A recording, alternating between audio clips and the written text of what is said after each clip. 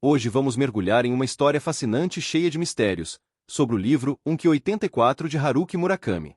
A história central que acompanhamos aqui é sobre um livro chamado Crisálida de Ar, originalmente escrito por uma garota chamada Fukaeri e o envolvimento de um professor e escritor chamado Tengo e um editor ambicioso chamado Komatsu. Bem-vindo ao Destilado Literário. Se você ama livros, este é o seu refúgio. Inscreva-se no canal, curta e ative o sino, para mergulhar em histórias incríveis e ideias que inspiram. Vamos ao destilado de hoje. Tudo começa quando Tengo e Komatsu conversam sobre o texto de Fukaeri, que é uma jovem de apenas 17 anos e ainda está no colegial. Tengo reconhece que o texto original tem falhas evidentes, como frases mal elaboradas e vocabulário infantil, e ele mesmo nota que ela confunde os termos crisálida e casulo no título. No entanto, apesar dos defeitos, Tengo sente que a história tem algo muito especial, algo que os encanta, uma qualidade rara que ele descreve como originalidade ou fatalidade.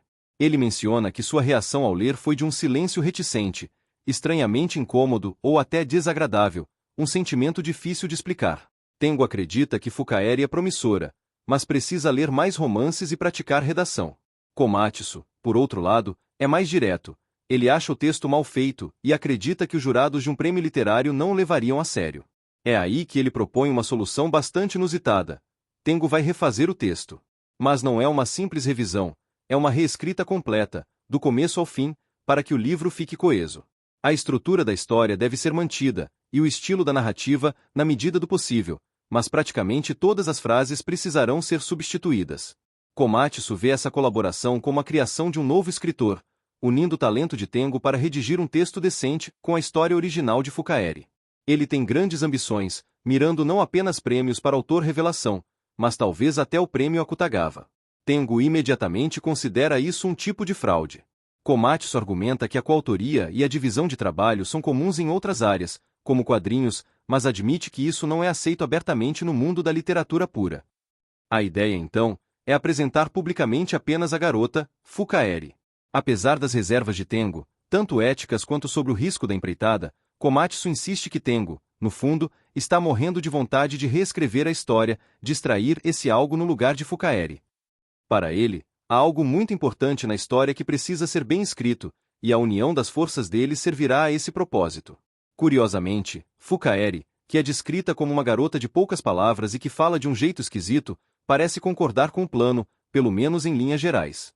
Tengo explica a ela que vai reescrever a obra sem mudar a história, mas alterando o texto, e que ela será a autora oficial, recebendo os prêmios e tendo seu nome divulgado, enquanto Tengo e Komatsu ficariam nos bastidores. Tengo aceita o desafio e se dedica à reescrita. Ele observa que, ao deixar o texto mais estruturado e coeso, ele inevitavelmente aumenta de tamanho e se torna mais fácil de ler. No entanto, ele percebe que o desenvolvimento da narrativa fica mais carregado e que a lógica, ao se destacar, enfraquece o estilo vigoroso do texto original. Apesar disso, Tengo sente que aos poucos, está começando a entender o mundo que Fukaeri tentava descrever. Sua escrita cuidadosa dá vida ao cenário de Fukaeri de maneira vívida e intensa, criando um novo fluxo no texto. A história original de Fukaeri, A Crisálida de Ar, contém elementos fantásticos centrais, como o surgimento do povo pequenino e a própria crisálida de ar. O livro também menciona conceitos como Masa e Dota, e de forma marcante, a aparição de duas luas no céu.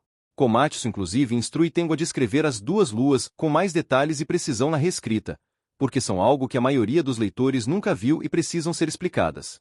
O livro reescrito por Tengo é um enorme sucesso. A revista onde foi publicado esgota no primeiro dia e o livro rapidamente se torna um best-seller, alcançando o primeiro lugar na lista.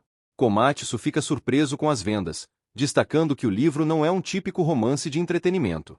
Ele acredita parte do sucesso à autora ser uma garota bonita de 17 anos. Apesar do sucesso comercial e da boa recepção da crítica, que elogia a obra como ousada e rica, notando a precisão do estilo, embora alguns críticos fiquem hesitantes sobre o significado da crisálida de ar e do povo pequenino, Tengo não sente alegria. Para ele, a história é de Fukaeri, e ele se vê apenas como um técnico dos bastidores. A situação se complica quando Fukaeri desaparece. Isso aumenta a atenção da mídia, que começa a investigar o histórico da jovem. Fatos como sua dislexia, a vida em uma comuna, a falta de educação formal e o passado revolucionário de seu pai, vêm à tona. A dúvida sobre se uma garota disléxica poderia realmente ter escrito um texto tão bom surge, levando à suspeita de que alguém a ajudou. O envolvimento de Tengo na reescrita, embora mantido em segredo do público, é conhecido por alguns. Além disso, o conteúdo do livro parece ser inconveniente para um grupo religioso chamado Sakigake. Sob pressão, aparentemente do Sakigake, Komatsu toma medidas para evitar que o livro continue chamando a atenção, suspendendo a reimpressão da edição e a edição de bolso, mesmo com sucesso de vendas. Ele usa a ameaça de que a fraude do ghostwriter seria revelada para convencer seus superiores. A história do livro e seus elementos têm um significado mais profundo na narrativa. O professor Ebizuno sugere que a publicação pode ajudar a desvendar eventos ligados aos pais de Fukaeri. Há a ideia de que o livro atua como um anticorpo capaz de combater a ação do povo pequenino. O Shikawa, que investiga para o grupo Sakigake, também busca entender a relação entre Tengo e Fukaeri e o conteúdo do livro. Fukaeri não parece querer continuar a escrever. Ela sente que, uma vez escrita, a história deixa de me pertencer. Ela compara isso aos Gileaks, um povo da ilha de Sakhalina que não tem escrita e transmite suas histórias oralmente. É interessante notar que Tengo havia lido para Fukaeri sobre os Gileaks, de um livro de Chekhov, e ele também tem o hábito de ler em voz alta para seu pai no hospital. Fukaeri, que tem dislexia, gosta de ouvir histórias lidas para ela, e o modo como Tengo lê a encanta. Aomami, outra personagem importante que lemos sobre, lê a Crisálida de Ar e a considera uma história fantástica e de fácil leitura. Ela percebe a complexidade estrutural e a musicalidade do texto, concluindo que uma garota de 17 anos dificilmente o teria escrito sozinha. Ela sente a existência de Tengo no livro. Para Aomami, que se encontra em um mundo com duas luas, o livro é mais do que ficção. É um manual para viver nessa nova realidade. Ela busca entender o significado do povo pequenino e da Crisálida de Ar, através da história. No final, há uma forte indicação de que o ato de Tengo e Fukaeri escreverem e publicarem a Crisálida de Ar teve um impacto direto na realidade. Fukaeri sugere que eles entraram no mundo que construíram no livro, um novo mundo alterado, e Tengo concorda que a publicação das informações sobre o povo pequenino, Masa e Dotos trouxe para lá. Em essência, o livro nos conta uma história de como uma narrativa incomum e cheia de elementos fantásticos, nascida da mente de uma jovem, é transformada em um best-seller através de uma colaboração secreta e eticamente questionável.